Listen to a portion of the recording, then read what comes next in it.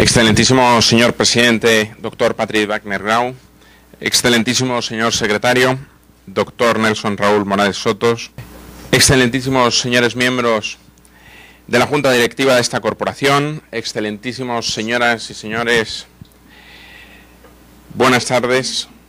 Muchísimas gracias al señor presidente por la invitación a compartir con ustedes esta tarde en Lima. Hay generaciones que pasan por la vida sin dejar huella colectiva, acaso con nombres eminentes, pero de acción aislada e individual. Otras, en cambio, sin previo acuerdo, actúan como tal comunidad cronológica independientemente de la acción personal de sus prohombres. Esta generación nuestra, que comprende a los hombres que terminaron sus estudios entre 1905 y 1910, poco más o menos, pertenece a la segunda categoría. A ella se debe un golpe de timón que puso definitivamente la nave de la ciencia española proa al universo. Eso decía Gregorio Marañón en 1927 y creo que decía bien, porque ciertamente ciencia fue la palabra clave para la generación del 14. Aquellos hombres y mujeres que desarrollaron una actividad en el ámbito científico, que fue la pieza clave que puso en marcha el periodo de mayor modernización al que se había asistido hasta entonces en la historia de la ciencia española. Pero ¿cuál fue el acontecimiento histórico que supuso el despertar de la generación del 14 española? Aquel grupo realizó su primer aprendizaje patriótico, y esta es una expresión del profesor Cachoviu, con ocasión del desastre del 98. La pérdida de los últimos territorios ultramarinos, Cuba, Puerto Rico y Filipinas, dio lugar a eso que los historiadores decimos una crisis de la conciencia nacional. Nacía entonces la que hemos conocido como generación del 98, antecedente a la de Gregorio Marañón, compuesta fundamentalmente por literatos y artistas, que todos ustedes recordarán, como Unamuno, Zuloaga, Baroja, Benavente, Maeztu, los hermanos Machado o Azorín.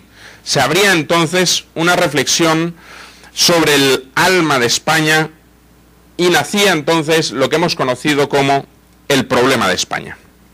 Para aquellos mayores de esta generación del 14, para superar la gravísima crisis histórica que el país afrontaba entonces, España debía repensar su significación en la historia a partir de su esencia castellana. ¿Y qué era Castilla para aquellos hombres del 98? Castilla era al mismo tiempo austera y guerrera, como se podía ver en el Cid de Menéndez Pidal. Castilla era idealizante y quijotesca, como describían Unamuno y Azorín cuando se referían a Don Quijote con ocasión de su tercer centenario en 1905. Castilla era realista y mística, como se podía ver en El Greco de Manuel Bartolomé Cosío. Castilla era la Castilla de los hidalgos, los clérigos, los capitanes, los teólogos que vemos en los ensayos de Azorín. Castilla era, al fin, aquella Castilla de paisajes desolados y fríos, tristes y nobles, yermos campos y ciudades decrépitas que todos ustedes recordarán de los campos de Castilla de don Antonio Machado. Después de esta generación filisecular, llegó nuestra generación del 14. Aquella generación del 14 la asociamos comúnmente con la conferencia que don José Ortega y Gasset, el líder de esta generación, dio el 23 de marzo de 1914 en el Teatro de la Comedia de Madrid, donde pronunció su resonante discurso Vieja y Nueva Política. Esta generación, a diferencia de la anterior, era una generación que, si la generación del 98 era una generación de literatos y artistas, la generación del 14 era una generación de científicos en el amplio sentido del término. Y así, en la generación del 14, encontramos a filósofos como Ortega y Gasset, Eugenio d'Ors, García Morente, médicos como Gregorio Marañón, Pitaluga, Ruiz Falcó, Rodríguez Lafora, Teófilo Hernando, Pi Suñer, también matemáticos como Julio Rey Pastor o Esteban Terradas, también físicos como Blas Cabrera, químicos como Enrique Moles, historiadores como Claudio Sánchez Albornoz o Américo Castro, literatos como Gómez de la Serna, Pérez de Ayala, Cosío, Madariaga, Onís, Fernando Vela, Díez Canedo, poetas como Juan Ramón Jiménez, premio Nobel del 56, como saben, pedagogos como María de Maeztu, músicos como Ernesto y Rodolfo Hafter o Manuel de Falla, pintores y escultores como Sert, Miranda, Vázquez Díaz, políticos como Azaña, Besteiro, Fernando de los Ríos e incluso toreros como Joselito o Belmonte. Por tanto, verán ustedes que es una extensísima nómina de nombres que cubrían todos los amplios del saber y del conocimiento, tanto científico, humanista, experimental o biológico. ¿Y dónde encontraba este grupo la solución a ese problema de España que había caracterizado el final del siglo XIX? Ortega y Gasset lo definió muy claramente en una conferencia que dio en Bilbao, en El Sitio, un núcleo liberal muy significado de la historia de España, en 1910, cuando terminó con aquella frase que luego se ha hecho célebre, donde terminaba diciendo que España era el problema y Europa la solución. Es una frase muy comentada, muy citada, pero pocas veces se hace una reflexión sobre qué quería decir Ortega cuando Europa era la solución. ¿Qué significaba Europa para esta generación del 14? Pues bien, Europa era ni más ni menos que ciencia, universidad, educación, cultura, democracia, competencia, modernidad, en una palabra. Así, aquella generación asomó a la modernidad a las más variadas ramas del saber científico y experimental. Aquel grupo implantó en España disciplinas científicas importando técnicas y métodos de investigación avanzados y vanguardistas en todo el mundo. ¿Y cómo lo hicieron? Lo hicieron a través de la Junta para Ampliación de Estudios e Investigaciones Científicas, un instrumento que creó un médico, Santiago Ramón y Cajal, premio Nobel en 1906, que con el impulso de ese premio Nobel de 1906 puso en marcha esta institución en 1907 y que sería una institución decisiva, pues aportaría aire fresco al empobrecido panorama científico y educativo español. De manera que, entre el año de su creación, 1907 y 1936, cerca de 2.000 pensionados salieron de España para trabajar con las principales personalidades y en los centros de investigación más importantes de todo el mundo. Marañón fue uno de ellos y estuvo trabajando en Frankfurt con Paul Ehrlich, que en esos años estaba haciendo sus descubrimientos en torno al salvarsan, al compuesto 606, que supondría el primer paso para la solución definitiva que llegaría en 1928 con Nicole y sus descubrimientos, la solución para la sífilis. A su regreso, muchas de estas personalidades pusieron en marcha investigaciones que alcanzarían relieve internacional en lugares como los laboratorios de buena parte de las disciplinas que a partir de entonces empezarían a cultivar en España. Cito: Laboratorio de Investigaciones Físicas, Laboratorio de Investigaciones Biológicas, Laboratorio de Química Biológica, Laboratorio de Fisiología y Anatomía de los Centros Nerviosos, Laboratorio de Química General, Laboratorio de Fisiología General, de Serología, de Bacteriología, de Histología Normal, Patológica e Histológica, muchos de los cuales, como seguramente ustedes saben bien, estaban ubicados en la Residencia de Estudiantes de Madrid. La Residencia de Estudiantes se había creado en 1910, siguiendo el modelo institucionista de don Francisco Ginero de los Ríos de 1876. Y aquella residencia buscaba la formación integral de los residentes, además de ofrecer el alojamiento a los estudiantes que venían de fuera de Madrid. Trataba de proporcionar todo aquello de lo que adolecía la Universidad Española: laboratorios bien equipados, medios técnicos, atención individualizada.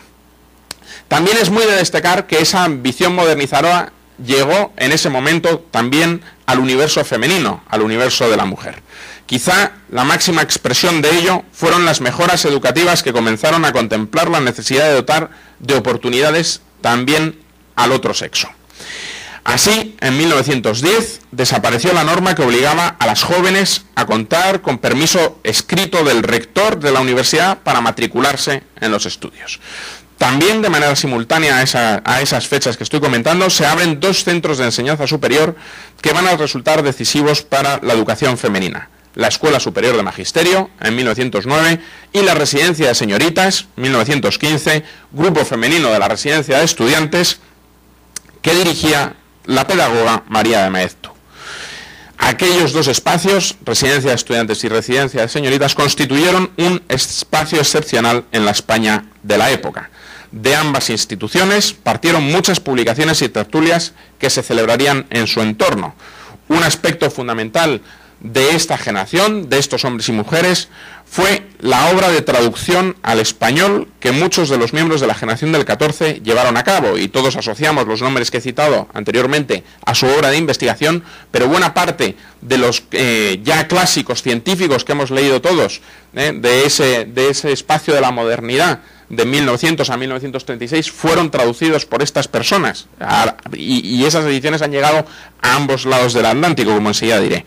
La empresa que mejor representa esa aspiración fue la Revista de Occidente, impulsada por Ortega y Gasset, y que en su primer número de 1923 explicaba en sus propósitos, y cito, que quería ponerse al servicio de ese estado de espíritu característico de nuestra época.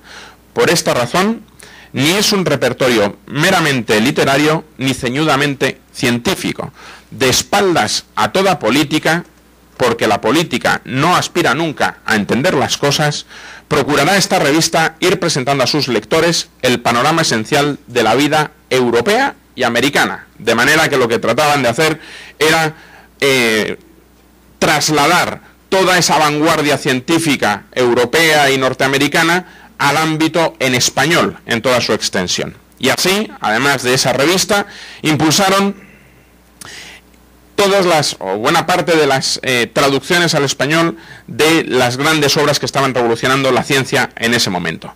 Si Marañón, por ejemplo, se ocupó de la traducción de los reflejos condicionados de Pavlov en 1922, se traducirían también a lo largo de estos primeros 30 años del siglo XX las obras completas de Sigmund Freud, que haría López Ballesteros por indicación de Ortega y Gasset, y que sería la primera lengua a la que se tradujo la obra del psiquiatra.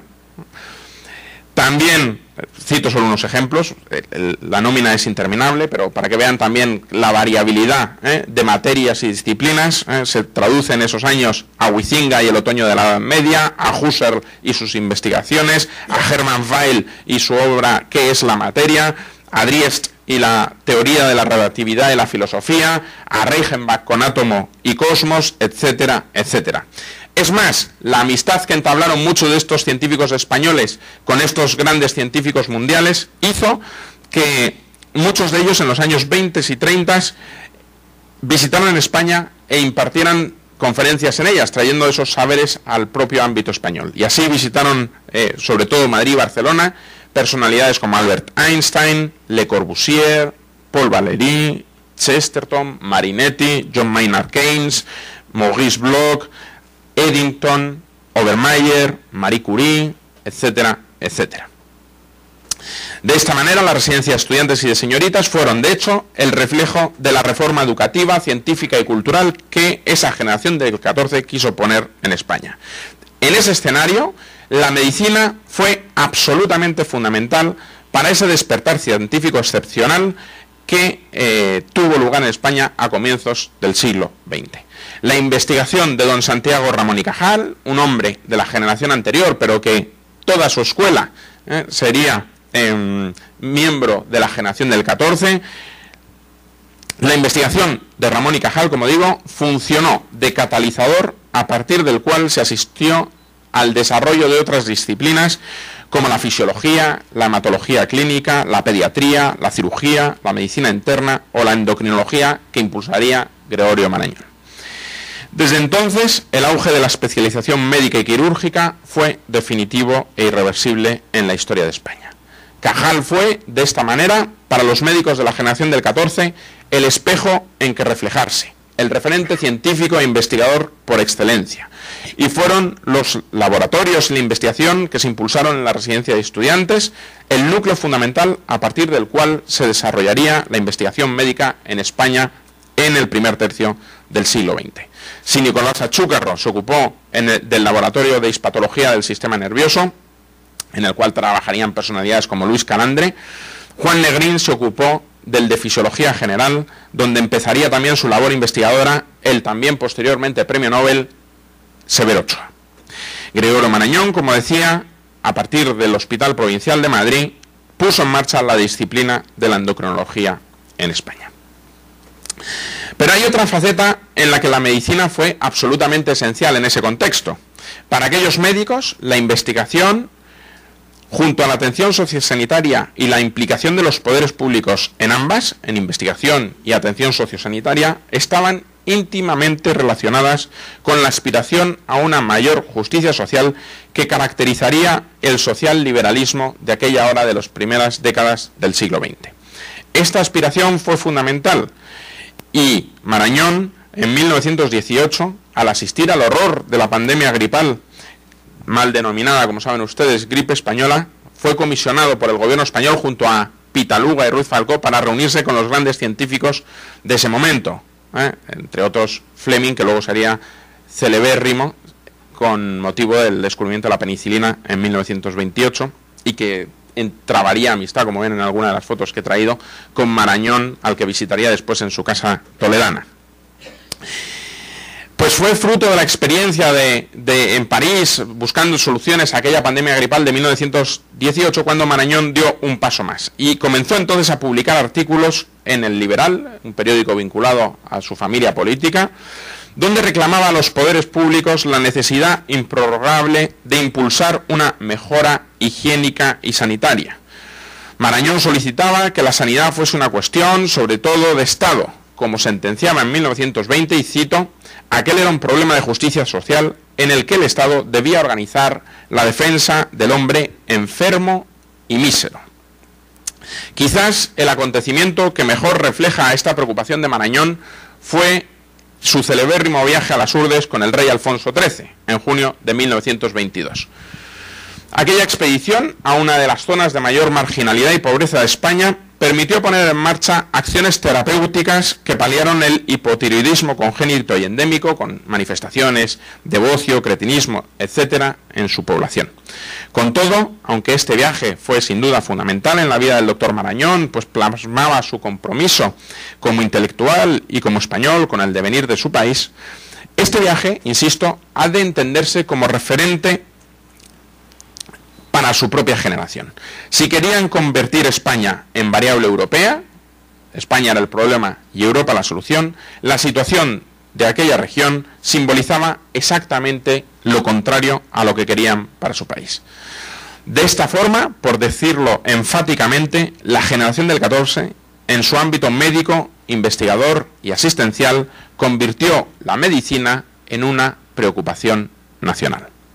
Los logros de aquella generación se manifestaron en todo su esplendor en las empresas científicas y culturales en los años 20 y 30, cuando ejercieron un papel directriz en la vida política española de ese momento, en un momento en que, como saben todos ustedes, los sistemas políticos estaban en una situación de crisis. Después de los triunfos de los sistemas parlamentarios liberales en la Primera Guerra Mundial, se vive aquello que Halevi llamó la era de las dictaduras, la era de las tiranías. Y entre 1919 y 1939, si en el mundo occidental había 39 sistemas parlamentarios liberales, en el 2021, etcétera, en 1936-1939 quedarán 7 en pie, y por tanto van cayendo uno tras otro en dictaduras autoritarias y de corte nacionalista en todo ese contexto. Pues fue entonces, como digo, cuando ejercieron ese papel directriz en la vida española, adoptando un compromiso público para sus conciudadanos que coincidió con la quiebra del sistema político español también, con la dictadura de Primo de Rivera, y que tuvo su ideal común en las ideas reformistas, en aquel socialliberalismo al que hacía referencia hace un minuto, y en el que se puede encontrar también uno de los orígenes del estado de bienestar que cuajaría en la segunda mitad del siglo XX y que en España iluminaría el final de la monarquía alfonsina y la llegada de la Segunda República.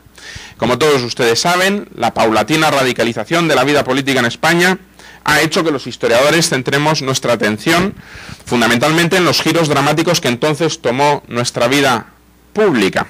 Sin embargo, no conviene perder de vista que fue aquella generación del 14 la que asumió el poder en 1931 y que su proyecto de vida en común para España estribaba, sobre todo y ante todo, en la regeneración del Estado español desde aquella ambición europeizadora que se invocaba al inicio de mi intervención. De esta manera, la generación del 14 impulsaría una regeneración que llegaría a través de la educación y la ciencia. Por eso, La Segunda República, hemos sostenido algunos, fue ante todo un Estado cultural, como dicen los datos. En aquella corta vida de la República, los intelectuales tuvieron un ascendiente como seguramente no han tenido en toda la historia de España. En aquella, sobre todo en el inicio de la Segunda República, la inversión del Estado en cuestiones educativas, científicas, fue verdaderamente sobresaliente. Les voy a dar un dato. Los presupuestos de educación aumentan correlativamente un 50% entre 1931 y 1933. Se crean en esos 5 años, entre el 31 y el 36, 10.000 escuelas y se promueven 7.000 nuevos maestros. Y para que vean la cifra de manera comparada, es decir, se crean tantas escuelas y se promueven tantos maestros como luego se harían durante todo el franquismo. En 5 años, el mismo número que durante 35 años. Pero todavía es más interesante una serie de iniciativas que se impulsan en esos primeros años de la República. Las misiones pedagógicas que buscan extender los niveles básicos de educación más allá de las ciudades, la barraca de Federico García Lorca que lleva el teatro clásico español a todos los rincones del país, un Estado, en fin, que impulsó actos e instituciones que marcarían el devenir histórico del país, con instituciones o actividades como eso que celebramos todos los años en mayo, por lo menos en España, no sé si aquí será en mayo, porque como va la estación cambiada, la Feria del Libro, la primera vez que se celebra es mayo de 1933. La Universidad Internacional de Santander, hoy Universidad Internacional Menéndez Pelayo, cuyo primer rector fue don Ramón Menéndez Pidal, buscaba que los estudiantes, además de escuchar conferencias, pudieran tratar durante algunos días a los intelectuales y científicos más destacados del país y del mundo. Como todos ustedes saben muy bien, la Guerra Civil puso fin a la Segunda República y al proyecto modernizador de aquella generación del 14. Fue en ese momento cuando el doctor Gregorio Marañón puso rumbo a América. Entonces debía decidir si permanecer en Europa o exiliarse definitivamente en este continente como tantos otros intelectuales y científicos españoles. En el verano del 36, la guerra había introducido a Marañón en un periodo que bien se puede calificar de desconcierto. Cuando alcanzaba la edad de 49 años, asistía desolado a la lucha fratricida en la que los españoles se despeñaban por el precipicio del odio, el rencor y la incomprensión. Se ponía entonces fin al extraordinario periodo de esplendor cultural y sin duda de mayor modernización de nuestra historia hasta entonces. Se terminaba una época en la que la convivencia entre las dos Españas se había hecho posible desde la restauración borbónica de 1874 y en la que intelectuales y científicos compartían con los políticos España con independencia de su adscripción ideológica y tenían arraigo por lo español, por sus tierras, sus gentes, lenguas, costumbres, folclore, etcétera, etcétera. Llegada aquella dramática hora, las dos Españas, que habían convivido durante más de 6 décadas, se enfrentaban en el campo de batalla y se aniquilaban en la retaguardia hasta helarles el corazón, como señaló entonces Antonio Machado, a los españoles de uno y otro bando. Los primeros meses de la guerra, Marañón permaneció en Madrid, donde, como es bien conocido, como a otros intelectuales reformistas y liberales de ese momento, fue obligado entre fusiles a firmar un manifiesto de adhesión a la causa republicana. Con tal motivo escribió una carta a Marcelino Domingo, destacado líder del Partido Republicano Socialista, en la que se pone de manifiesto la gravedad de la situación y la verdadera dimensión del conflicto. Es una carta del 19 de julio del 36 que refleja muy bien, digamos, esos primeros instantes en el Madrid de la época. Y decía Marañón: no firmamos los llamados intelectuales con gran satisfacción interior el documento, porque la adhesión a la República y a su gobierno era excusable por sabida, sobre todo por quienes nos la pedían, gente de aluvión de última hora en buena parte. Quizá conviene en estos momentos, pero sobre todo lo que hubiéramos querido decir, lo que debiéramos haber dicho, era solo esto: paz. La paz podría salir de nosotros, los que estamos al margen de la lucha política, y de los que, como usted, aunque político militante, es y será, sobre todo, hombre de pensamiento y de responsabilidad más honda que la meramente actual dan los partidos.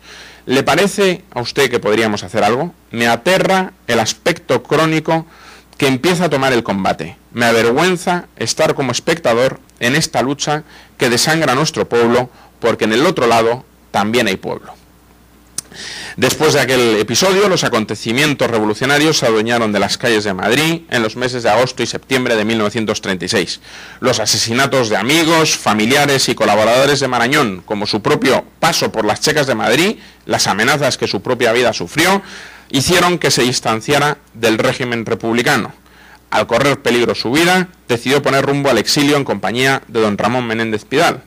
Escribió entonces artículos como Liberalismo y Comunismo, en donde se percibe su visión de entonces de la guerra civil como una lucha entre el comunismo y el anticomunismo. Consideraba que la República Liberal que había auspiciado junto a Ortega y Gasset en 1931 había fenecido y que en la guerra que se estaba librando, aunque los dos bandos eran antidemocráticos, uno estaba encaminado a instaurar un régimen comunista con vocación de permanencia, en tanto que el otro daría lugar a una dictadura que contemplaba como transitoria, similar a la de Primo de Rivera. Como muchos de aquellos intelectuales, Marañón se percató del peligro de sovietización, es una expresión suya, del gobierno de Madrid, pero no se dio cuenta o minimizó comparativamente del peligro fascista durante la guerra que devendría en una dictadura que duraría casi 40 años en España. La crisis de los sistemas democráticos indujo a Marañón a un profundo pesimismo. Ante el horror al que estaba asistiendo, sus profundas convicciones humanistas le llevaron a prestar ayuda a todos los que acudieron a su intercesión para evitar, primero, las checas y después los campos de concentración nazis y la represión de Franco. Por eso, por su talante personal, Marañón fue integrado en la conocida como Tercera España, entendida esta como aquella que se sintió divorciada del giro que tomaron los acontecimientos en el verano de 1936. Así se convirtió ya desde entonces en puente entre las dos orillas, proclamando desde los meses finales de la guerra y hasta el final de sus días la necesidad de la reconciliación nacional que terminaría triunfando, como todos ustedes saben, en 1975, y por eso los historiadores subrayamos la importancia de esta generación también como generadora de esos espacios de convivencia que terminaron por emerger en 1975, no solo en el ámbito de la sociedad civil, sino también el proyecto que terminaría en España triunfando con la Constitución del 78, porque si se dan cuenta, tanto la idea de Europa, la extensión de una sanidad y una educación general, universal y gratuita, así como las mayores aspiraciones de igualdad de oportunidades, justicia social, etcétera, eran ideas que habían implantado estas personas. De esta manera, cuando Marañón puso rumbo a América en el verano de 1939, lo hacía contemplando la posibilidad de exiliarse aquí, como tantos otros españoles habían tenido que hacer. Las noticias que le llegaban de España no eran halagüeñas. Apenas 2 meses antes de su partida hacia el Perú, en mayo de 1939, había escrito a su amigo Ramón Pérez de Ayala: sé muchas cosas de España, casi ninguna buena. Allí impera el gánster. A pesar de las instancias y argumentos de Lolita, que era su mujer, y que deseaba permanecer junto a sus hijos, yo me inclino cada vez al alejamiento de nuestra tierra. Termina la cita. Aunque su posición durante la guerra civil hacía que cupiera la posibilidad de su regreso, él recelaba de tal posibilidad. De manera que su viaje al continente americano aquel verano buscaba tantear posibilidades de desarrollo profesional aquí. Como explicó por entonces a Natalio Rivas de manera elocuente, y cito: el equívoco de mi situación es ya angustioso. La verdad es que yo no puedo todavía entrar en mi patria. En América seré español de España, de la España de ahora. Puedo hacer mi escuela allí, que será raíz, que quedará y tendrá una influencia espiritual española. Los propósitos que tengo que cumplir ante mi propia conciencia y que no podría realizar ni en una patria hostil ni en una espera un tanto vejatoria. Antes de iniciar aquel viaje del verano del 39 al que enseguida me referiré, Marañón había estado en 2 ocasiones en América. En 1927 había visitado Estados Unidos y Cuba, donde había dictado una serie de conferencias sobre biología sexual, ámbito en el que se iría una autoridad de entonces a hoy por su libro, sobre todo La Edad Crítica, que, como recogía el diario de la Marina, el diario cubano La Marina, habían obtenido, y cito, un éxito sensacional. Más tarde, en 1937, había visitado Uruguay, Argentina, Chile y Brasil, donde también dictó una serie de conferencias relacionadas fundamentalmente con sus ideas sobre la evolución de la sexualidad y diferentes aspectos endocrinológicos. También había dedicado varios escritos a reflexionar sobre América y su papel en el mundo. Para Marañón, en la crisis histórica que se estaba atravesando en aquel momento, les recuerdo que el verano del 39 es el del inicio de la Segunda Guerra Mundial, con la invasión polaca de Adolf Hitler el 1 de septiembre de 1939, América Latina debía jugar un papel fundamental en el futuro. Pensaba que fruto del momento crítico que se vivía, se iba a producir un cambio en el centro de gravedad de la política y la cultura mundial, que a su juicio desembocaría en la abdicación de la hegemonía europea en favor de la americana. Entonces, en agosto de 1939, pensaba radicar la mayor parte de su estancia, casi 2 meses, en Perú. También pasó, muy brevemente, por Argentina, Bolivia, Uruguay y Brasil. Como explicó en carta a Pérez de Ayala en los días previos a su viaje, partía, y cito, contento porque tengo un gran acopio de cosas para decir a mis colegas americanos. He preparado, con mis viejos trabajos y los de aquí, los de París, que es donde pasó el exilio, un curso sobre fisiopatología del crecimiento que creo renovará muchas ideas y será útil a todos. Por de pronto me lo ha sido a mí. Yo creo que enseñar a los demás es en realidad una gran lección que se da a uno mismo, y los espectadores son solo un espejo, si bien un espejo activo que devuelve nuestras ideas afinadas, rectificadas o afirmadas. Durante los 2 meses que Marañón estuvo en Perú, fue objeto de todo tipo de distinciones de autoridades civiles y académicas, lo que explica la profunda emoción que suscitó en él aquella visita. Como él mismo escribió cuando regresaba, y cito otra carta, la ferviente cordialidad con que estos discursos fueron pronunciados se engendró al calor de la cordialidad sintónica de mis amigos de Lima. Son, pues, estos discursos tanto míos como cada uno de ellos. Este bello país, andino, selvático y costero, quedaría ya para siempre en el corazón de Marañón. Con todo, no se debe perder de vista leer estos discursos que recogimos en una edición que publicó el Fondo Editorial del Congreso de la República hace un par de años, que el trasfondo de los mismos es la melancolía y la tristeza que sentía por la España perdida, por su paisaje y paisanaje. Y dentro de todos estos paisajes españoles, si alguno había arraigado con fuerza en Marañón, ese era Toledo y su cigarral. En esta casa de campo, Marañón y su familia habían recibido a amigos y algunas de las personalidades políticas, científicas y culturales más relevantes de su tiempo. También a amigos y médicos peruanos y americanos, como ven en alguna de las fotografías que han podido contemplar. Como él mismo escribía, allí, en el cigarral, habían transcurrido mis horas mejores, las más fecundas. Allí están escritos casi todos mis libros, en su paz transida de pasado y de pensamiento, que es pasado y futuro.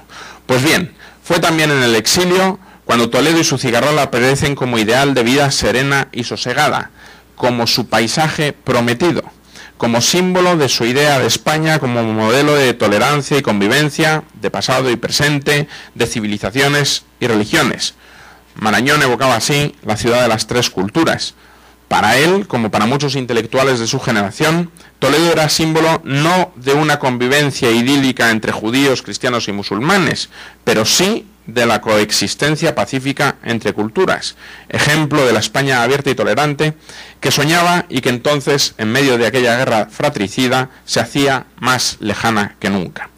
Al considerarla modelo de lo que debía ser España, Marañón se fijaba también en los diferentes perfiles de Toledo y establecía una hermosa alegoría en la que la ciudad, a través de su río Tajo, representaba un viaje que unía las culturas mediterránea y oriental con América y el Atlántico. Esta idea está recogida en su ensayo Lima desde los cigarrales y que abre el libro que publicó el Fondo Editorial del Congreso que citaba anteriormente.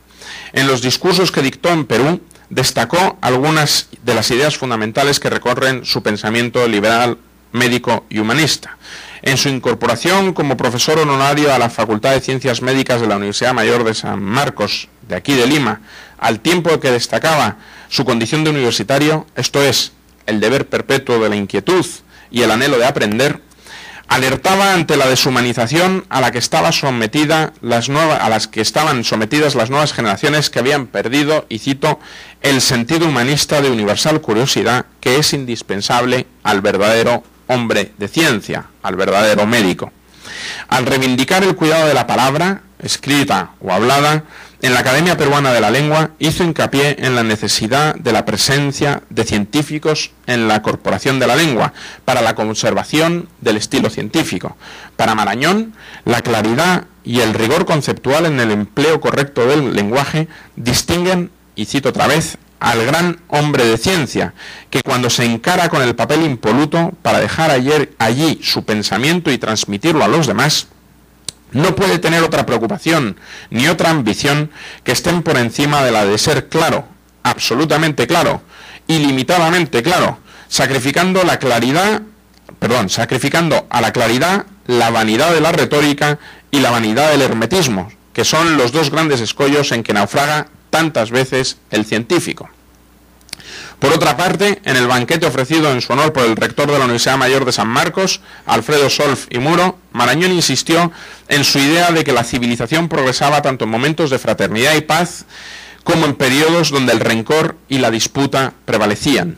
Tenía la convicción de que sobre la turbación de aquellas horas se apoyaría el futuro y el progreso inexorable de la humanidad. Y así, al referirse al futuro de América y al papel de España en él, en su discurso como doctor honoris causa por la Universidad de San Antonio Abad del Cuzco, reflexionó sobre su idea de hermanamiento hispanoamericano y cómo ésta estaba intrínsecamente unida a la de la civilización occidental a ambos lados del Atlántico, Europa y América, y sus identidades culturales comunes. Al igual que otros intelectuales como sus amigos ya citados Ortega y Set o Pérez de Ayala, Marañón otorgaba un papel fundamental a Hispanoamérica. Pero esa influencia sería solo posible desde la comunión de los pueblos latinoamericanos bajo la pauta del pensamiento liberal. Y cuando Marañón se refería a la pauta del pensamiento liberal, más allá del liberalismo político, estaba haciendo una referencia a la ética liberal que venía desde el humanismo renacentista, aquella que en el Quijote habla de los liberales como magnánimos, como dadivosos, generosos, etc. El viaje a Perú y América llegó a su fin al comenzar noviembre de 1939. Su actividad en aquellos meses quedó explicada en una nueva carta a Pérez de Ayala a su regreso el 6 de diciembre, cuando le escribió, y cito: he dado 68 conferencias en estos 2 meses, en Lima, Arequipa, Cuzco, La Paz, Buenos Aires, Montevideo, Sao Paulo y Recife. Además de los 2 banquetes diarios, las recepciones y el infinito número de enfermos que he visto. Las satisfacciones son grandes. Es necesario conocer América. Su empuje de estos años es sencillamente impresionante. Consecuencia del éxito de sus viajes fue que hasta 1942, cuando definitivamente regresó a España, le llegaron ofertas de buena parte de este continente para ir a ejercer allí. Sin embargo, durante su viaje a América, en 1939, también se había percatado de que si se establecía con su mujer aquí, las dificultades de comunicación les podían hacer perder todo contacto con los suyos, con sus hijos, durante un periodo muy considerable de tiempo. Y así, Marañón y Lolita, aquel matrimonio tan entrañablemente unido, no querían estar lejos de sus hijos, por lo que a su regreso a París, en noviembre del 39, tomaron la determinación de permanecer al menos en Europa. Desestimada la opción americana, Marañón no contempló otra posibilidad que permanecer en París, donde tenía un amplísimo prestigio, era doctor honoris causa en la Sorbona desde 1936, el gobierno francés le había autorizado a abrir consulta privada y a ejercer en los hospitales parisinos. Más tarde, en el 56, le harían doctor honoris causa y miembro de la Academia de Ciencias Morales y Políticas de París, junto a 2 personalidades que ya verán ustedes son perfectamente desconocidas a nivel global, que fueron Dwight Eisenhower y Winston Churchill. O sea, eligieron a Eisenhower, Churchill y Marañón para ejemplificar lo que debía ser la ética en las convicciones políticas. Por eso hacía hincapié anteriormente a ese concepto de la Tercera España, que fue reconocido en París. Pues como digo, tomaron la determinación de quedarse en París, donde, como decía Ortega y Gasset en abril de 1940, las cátedras están vacías y nos llueven invitaciones para lecciones, artículos, etc. Con la llegada de los nazis a París en el verano de aquel año de 1940, la situación cambió radicalmente. Sus condiciones de vida se complicaron muchísimo. Aunque ese año logró cubrir las necesidades básicas, al llegar 1941 su situación se deterioró y en una nota personal suya constataba que se encontraban, y cito, obligados a vivir del dinero que nos envían nuestros hijos de Madrid. Por eso se plantearon, y vuelvo a citar, reducir el tipo de vida considerablemente y buscar el modo de aumentar nuestros ingresos, marchándonos a Portugal, donde podría retomar su consulta privada con pacientes españoles y americanos, además de portugueses, naturalmente, lo que en el París de antes de la ocupación le había permitido vivir con dignidad y cierta holgura. Irían a Portugal con el plan inmediato, y esta es otra vez una cita, de ver a la familia, que para nosotros es lo esencial. Lo que hagamos después dependerá de lo que mande la vida. Finalmente, en noviembre de 1941, Marañón y Lolita eran un mar de dudas sobre qué hacer. Algunos de sus amigos ya habían regresado a España, Menéndez Pidal, Azorín, el médico Teófilo Hernando, Natalio Rivas. Sin embargo, su situación distaba mucho de ser la óptima. Sobre ellos se imponía el retiro voluntario, como le llamaba Azorín en sus cartas, siendo su única ocupación los libros. Es en ese momento cuando Marañón hace el manual de diagnóstico teológico con el que se formaron durante décadas todos los médicos españoles, y que ha salido hace poco, el año pasado, su 28ª edición. Saben que luego el doctor Balcells lo adecuó en los años 90. Pues, como digo, su única ocupación en los libros, y hace muchas reflexiones de que ese libro tan importante para la medicina española y en español solo fue posible gracias al exilio, ya que ahí tenía, digamos, el tiempo para realizarlo. Marañón, hastiado de su lejanía de España, deseaba regresar y estar junto a su familia, recuperar su instituto y reiniciar su labor académica y asistencial. La oportunidad se presentó al finalizar el verano de 1942, cuando su hija Carmen cayó gravemente enferma de fiebre tifoidea. Marañón obtuvo entonces permiso de entrada en España. Acompañado de sus otras dos hijas, Belén y Mabel, el matrimonio llegó a San Sebastián para atender a la enferma. Todavía no se había producido el giro decisivo que supuso para la Segunda Guerra Mundial el desenlace de la batalla de Stalingrado, y a ojos de entonces la alternativa no era o la España franquista o la Europa aliada, sino que era o la Europa fascista totalitaria o la América exiliada. De manera que el matrimonio Marañón, para vivir en el París nazi, prefirió permanecer cerca de sus hijos y regresar del exilio a Madrid. Era el otoño del 42. Fernando Valera, último presidente del gobierno de la República en el exilio, describió de la siguiente manera el regreso de Marañón, y cito: reintegrado a España, se reincorporó a la vía social, universitaria y académica, pero se mantuvo discretamente al margen del régimen, aprovechando los resquicios de libertad que a él le toleraban en razón de su renombre internacional y su gran prestigio, para proclamar sus ideas liberales, protestar de persecuciones arbitrarias y trabajar por la reconciliación y la concordia de los españoles. Y nunca negó a los exiliados, ni individual ni colectivamente, la amistad y el respeto. Su vuelta distó de ser sencilla. Había regresado en 1942 y un tribunal militar tuvo embargado su cigarral hasta 1947 para que respondiese de sus responsabilidades políticas. Tampoco le fue sencillo su retorno a la universidad y al hospital. La depuración impulsada por la dictadura no se lo permitió hasta 1947, 5 años después.